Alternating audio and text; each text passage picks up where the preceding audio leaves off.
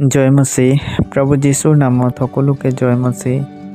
আজি আমি পাপৰ বিষয়ে কিছু কথা শিকিবলৈ চেষ্টা কৰিম।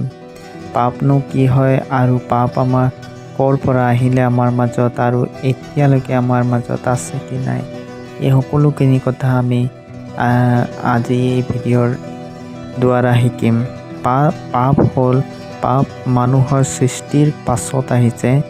যেনেকৈ আদমৰ হাৱাক সৃষ্টি কৰিলে, সৃষ্টি কৰাৰ পিছত ঈশ্বৰে ক'লে যে আদম, তুমি এই বাটিকাৰ যিমানখিনি ফল আছে সকলোখিনি খাব পাৰা, কিন্তু ভাল আৰু বেয়া জ্ঞানৰ ফল, সেই ফলটো তুমি নাখাবা।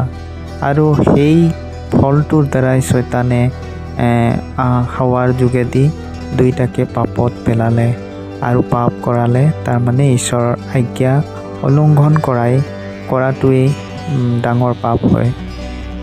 তেতিয়া ঈশ্বৰে আদমক ক'লে, তুমি যে মোৰ কথা নুশুনিলা আৰু তুমি এই ফলটো খালা, ইয়াৰ পিছত তোমালোকে ভাল নকৰি বেয়াহে কৰিবা, সেই বুলি কৈ সেই বাটিকাৰ পৰা দুইটাকে উলিয়াই দিলে। তো সেই কথাটোৰ পৰা আমি জানিব পাৰিছোঁ যে পাপ মানুহৰ সৃষ্টিৰ পিছত ঈশ্বৰে যি আজ্ঞা দিছিলে সেই আজ্ঞা পালন নকৰাৰ কাৰণে এই পাপ আমাৰ আদমৰ হাৱাৰ যোগেদি পুৰা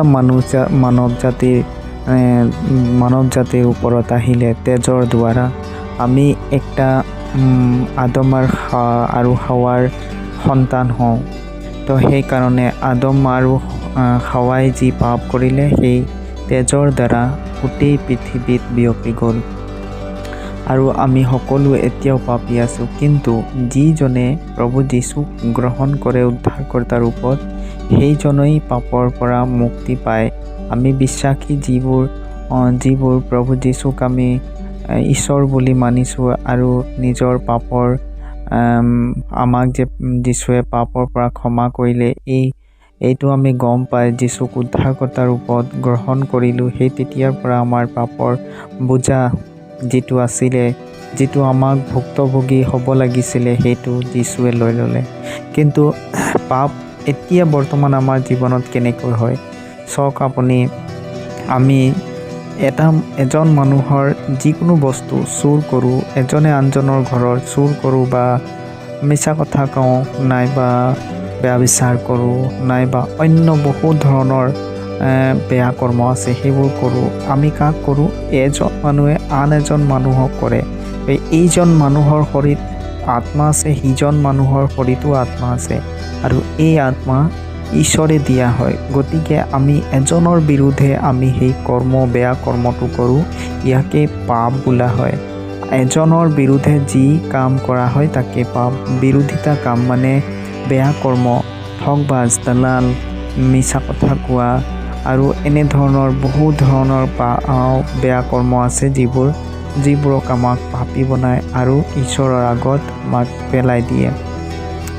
গতিকে এই সকলোখিনি ক্ষমা কৰিবৰ কাৰণে প্ৰভু যীশুৱে কালৱাৰী ক্ৰুচত সকলো বোজা নিজৰ কন্ধত লৈ আমাক এই পাপৰ পৰা মুক্ত কৰিলে। প্ৰভু যীশু বৰ্তমান, ভৱিষ্যত আৰু অতীতৰ সকলোখিনি পাপৰ বোজা লৈ আমাক ক্ষমা কৰিছে।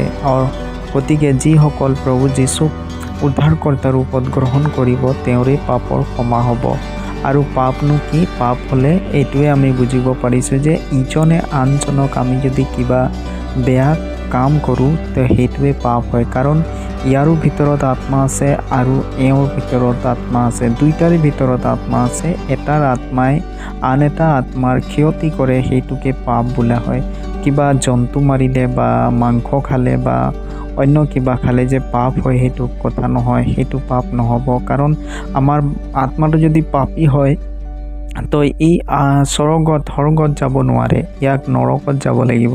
ঈশ্বৰে দুই ভাগ কৰি দিলে, শয়তানৰ কাৰণে বনাইছিলে, কিন্তু আমি যদি শয়তানৰ নিচিনা কাম কৰোঁ, তেতিয়া আমাকো সেই নৰকত জ্বলিব লাগিব। সেইটোৱেই শয়তানে বিচাৰিছে যে আমি স্বৰ্গত নেযায় নৰকত যাম তেওঁৰ লগত। গতিকে পাপৰ কথা আমি এইটো সৰু ভিডিঅ'ত আমি জানিব পাৰিলোঁ যে পাপ ক'ৰ পৰা উৎপন্ন হয়। আমাৰ মাজৰ পৰা উৎপন্ন হয়। আমি যদি কাৰোবাক কিবা বেয়া কৰ্ম কৰোঁ, তো সেই বেয়া কৰ্মৰ যি ভাৰ সেইটো আমাৰ গাত আহিব আৰু আমাৰ গাতৰ পৰা আমাৰ শৰীৰ পৰা আমাৰ আত্মা লৈ যাব আৰু এই আত্মা এদিন পাপী হয় নৰকত জ্বলিব। গতিকে আমি তেনে কাম নকৰোঁ। আমি ঈশ্বৰে যেনেকুৱা কৈছে যে নিজৰ ওচৰ চুবুৰীয়াক নিজৰ সমান মৰম কৰিব লাগে, তেনেকৈ আমি কৰিম আৰু ঈশ্বৰকো মৰম কৰিম। তো এই সৰু ভিডিঅ'ত আপোনালোকে নিশ্চয় গম পালে। ধন্যবাদ। জয় মচি।